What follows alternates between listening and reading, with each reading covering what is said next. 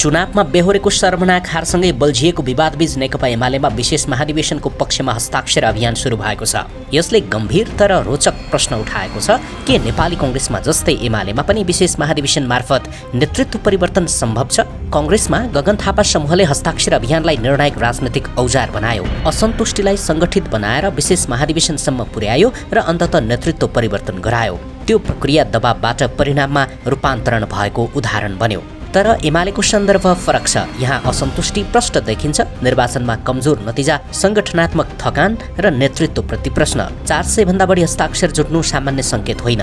यसले पार्टीभित्र गहिरो असन्तोष रहेको देखाउँछ, तर असन्तुष्टि मात्रै पर्याप्त हुँदैन। मुख्य प्रश्न अझै अनुत्तरित छ।